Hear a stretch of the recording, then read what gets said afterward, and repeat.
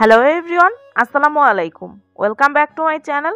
আজকে আপনাদের সাথে একদম ভিন্ন রকমের স্বাদের একটা বলতে পারেন আলুর চপের রেসিপি শেয়ার করছি। এই চপগুলো খেতে কিন্তু ভীষণ মজার হয়ে থাকে। চিকেন এবং আলু দিয়ে তৈরি করা এই চপগুলো কিন্তু আপনারা একবার তৈরি করে পুরো রমজান মাস জুড়েই কিন্তু সংরক্ষণ করতে পারবেন। শুধু রমজান মাস নয়, এমনি সময়তেও কিন্তু বিকেলের নাস্তা হিসেবে চায়ের সাথে কিন্তু এটা বেশ জমে যায়। চপগুলো খেতে কিন্তু ভীষণ মজার হয়ে থাকে। আশা করছি আজকের রেসিপিটা আপনাদের কাছে ভালো লাগবে।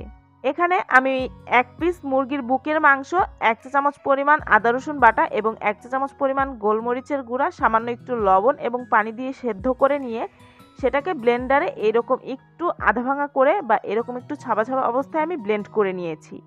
আপনারা চাইলে কিন্তু সেদ্ধ করে এটাকে ছুরির সাহায্যে মিহি চপ করে কেটেও ব্যবহার করতে পারেন। সেই সাথে 3টার মতো মাঝারি সাইজের আলু আমি সেদ্ধ করে একটা গ্রেটারের সাহায্যে গ্রেট করে নিয়েছি। চিকেনের পরিমাণের থেকে আলুর পরিমাণটা কিন্তু কম ব্যবহার করবেন, এতে করে এই চপটা খেতে অনেক বেশি মজার হয়ে থাকে। চিকেন থেকে আলুর পরিমাণটা কখনোই বেশি ব্যবহার করা যাবে না। এখন এর মধ্যে দিয়ে দিচ্ছি 1 চা চামচ পরিমাণ লাল মরিচের গুঁড়া, 1 চা চামচ পরিমাণ ধনিয়ার গুঁড়া, 1 চা চামচ পরিমাণ ভাজা জিরার গুঁড়া, সেই সাথে 1 চা চামচ পরিমাণ গরম মশলার গুঁড়া। কাঁচা পেঁয়াজ এখানে ব্যবহার করেছি 2 টেবিল চামচের মতো, সেই সাথে 1 টেবিল চামচ পরিমাণ ধনিয়া পাতা কুচি এবং 1 টেবিল চামচ পরিমাণ কাঁচামরিচ কুচি। তবে আপনারা চাইলে কিন্তু কাঁচা পেঁয়াজের পরিবর্তে এখানে পেঁয়াজের বেরেস্তাটাও ব্যবহার করতে পারেন। এখন এর মধ্যে দিয়ে দিচ্ছি 1 টেবিল চামচ পরিমাণ লেবুর রস। আমি এখানে যে মশলাগুলো ব্যবহার করেছি আপনারা কিন্তু নিজেদের পছন্দ মতো যে কোনো মশলা পরিবর্তন করে এখানে ব্যবহার করতে পারবেন। এখন এই সব কিছুকে হাত দিয়ে সুন্দর মতো একসাথে মিশিয়ে নিচ্ছি।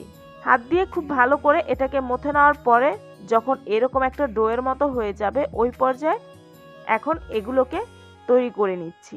আমি আজকের এগুলোকে গোল চ্যাপ্টা করে তৈরি করছি, তবে আপনারা চাইলে কিন্তু গোল বলের মতোও তৈরি করতে পারবেন, আবার চাইলে কিন্তু একটু লম্বাটে শেপ দিয়ে এগুলো তৈরি করে নিতে পারবেন।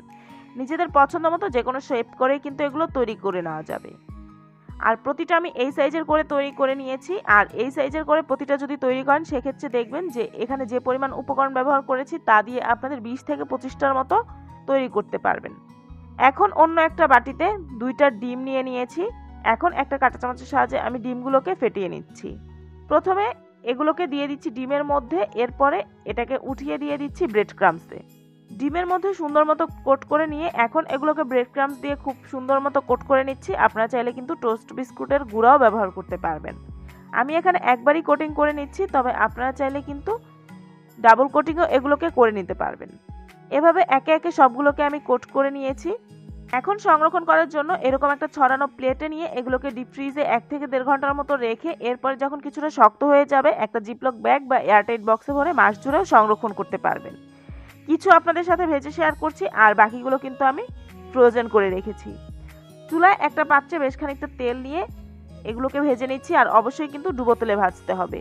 ভেতরে যেহেতু কাঁচা থাকার মতো তেমন কিছুই নেই, তাই চুলার হিটটা মিডিয়ামে রেখে এগুলোকে উল্টে পাল্টে ভেজে নিচ্ছি। চুলার হিটটা লোতে রাখা যাবে না, আর তেলটাকে কিন্তু খুব ভালো করে গরম করে নিতে হবে।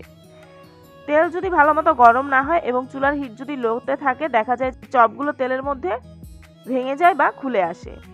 একটা পাশ যখন ভালো মতো হয়ে আসবে ওই পর্যায়ে এগুলোকে উল্টে দিচ্ছি। যখন এরকম লালচে কালার হয়ে এসেছে ওই পর্যায়ে এখন এগুলোকে আমি তেল ঝরিয়ে উঠিয়ে নিচ্ছি। এবারে রমজানে একবারের জন্য হলেও ইফতারিতে এই চপটা তৈরি করে দেখবেন। এই চপটা খেতে কিন্তু ভীষণ মজার হয়ে থাকে। তৈরি করা তো খুবই সহজ। একটা চপ আপনাদের সাথে ভেঙে শেয়ার করছি, আর এটা কিন্তু এখনো বেশ গরম, তাই আমার একটু ভাঙতে অসুবিধা হচ্ছিল। আর দেখতেই পাচ্ছেন এর ভেতরটাও কিন্তু দেখতে ঠিক কতটা লোভনীয়। আশা করছি আজকের এই দারুণ মজার চিকেন আলুর চপের রেসিপি আপনাদের কাছে ভালো লেগেছে। যদি ভালো লেগে থাকে তাহলে ভিডিওতে একটি লাইক দিয়ে ফ্রেন্ডস অ্যান্ড ফ্যামিলির সাথে আমার আজকের রেসিপিটা শেয়ার করবেন। আমার চ্যানেলটা যদি এখনও সাবস্ক্রাইব করে না থাকেন তাহলে প্লিজ আমার চ্যানেলটা সাবস্ক্রাইব করবেন। সবাই খুব বেশি ভালো থাকবেন। আল্লাহ হাফেজ।